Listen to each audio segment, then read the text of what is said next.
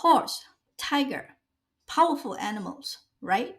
So why does Chinese use them to mean careless? Mahu is one of the most common words in spoken Chinese. You hear it everywhere, but most learners never really get it. Not because it's hard, but because no one shows you the picture behind it. In the next few minutes, I'll give you one mental image that makes Mahu click instantly. During the Song dynasty, there was a painter who worked entirely on impulse. He painted whatever he felt right in the moment. So much so that people often couldn't even tell what his paintings were supposed to be. One day, he had just finished painting a tiger's head when a visitor came and asked him to paint a horse. Instead of starting over, the painter didn't think twice. He simply added a horse's body behind the tiger's head. The visitor looked at the painting and asked, "So, is this a horse or is it a tiger?" The painter laughed and replied, "Ma, kind of a horse, kind of a tiger. So so." He later hung the painting at home. When his older son asked what it was, he said it was a tiger. When his younger son asked, he said it was a horse. Tragedy followed. The older son went hunting and shot someone else's horse, mistaking it for a tiger. Then the younger son, seeing a real tiger in the wild, tried to ride it, thinking it was a horse. And that's the logic behind Mahu. When something is thrown together carelessly, the result may look impressive at first, but it's confused, unreliable, and dangerous in practice. Even if this story is just a folk tale, it gives us the perfect mental model. Mahu isn't about animals at all. It's about careless construction. Think about what happens in the painting. The tiger head is powerful.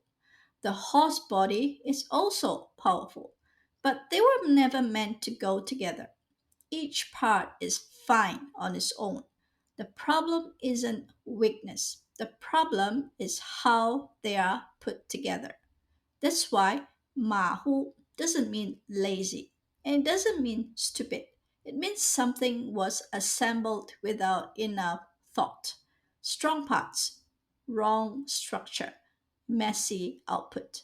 When something is Mahu, it may look impressive at first glance, but once you use it, read it, rely on it, build on it, the cracks show immediately. Mahu is what happens when things are done quickly but not carefully. In modern Chinese, Mahu does three different jobs. Same word, different roles. If you mix them up, your Chinese sounds off. So let's lock them in one by one. The first job is quality. Something was done, but important steps were skipped. Details were ignored. The result technically works, but it's unreliable. 他做事很马虎. This is what you say when the output is bad. The email has mistakes. The report is missing pages. The shelf stands, but it wobbles. The problem isn't effort, it's execution. The second job isn't about results, it's about attitude. Someone is treating something too casually, rushing, joking, not taking it seriously enough. 这些古董很贵，要小心点，别马虎。Notice, you say this before anything goes wrong. It's a warning. You're not saying you did badly. You're saying, focus, this deserves care. The third job is a little different. This is Mahu's cousin, Ma Ma Hu Hu. And no, it doesn't mean sloppy. It just means not great, not terrible, just passable. For example, 你觉得这家店怎么样？马马虎虎吧。In English, it's just like saying, it's okay, I guess. There's no anger, no praise, just that feeling of, it's fine, I guess. So remember, Mahu refers to quality or attitude problem. Ma hu hu means so standard. Same root, different jobs, different judgment. Now let's zoom out for a moment because Mahu, 认真 and 仔细 are not grammar words. They are attitudes. Three ways a person approaches the same task. Let's start with Mahu. Mahu is what happens when someone doesn't really check. They rush, they move on too quickly, and small mistakes slip through. This isn't about intelligence, it's about attention. When something is Mahu, the attitude is basically, it's good enough. A student writes 3 plus 2 equals 6. That's Mahu. Someone packs a suitcase but forgets the phone charger. That's Mahu. A cook finishes the soup and forgets the salt. Also, Mahu. The image behind the word is simple. Ma is a horse. Hu is a tiger. If you are so careless that you mix up a horse with a tiger, it's not because you don't know better. It's because you didn't pay attention. So think of Ma Hu like this, doing the job without really checking. Now let's switch gears. 认真 is a positive attitude. It means you care. You take things seriously. You're willing to put in effort. When someone is 认真, they are thinking, this matters. I should do this properly. A student studies every day, takes notes, and reviews. That's 认真. Someone follows a recipe step by step and the dish turns out great. That's 认真.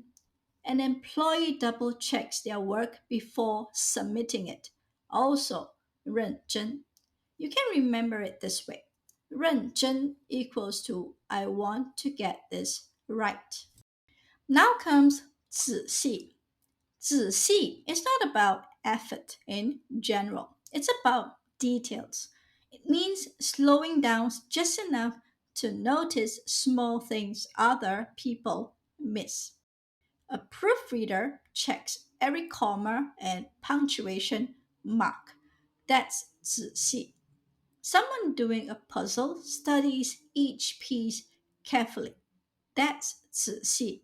Someone reads a contract line by line before signing. That's 仔细. The mental image here is clear. Lean in, look closer, don't miss the small stuff. Let's put all three into one situation. Imagine you're asked to find all the blue items in a room.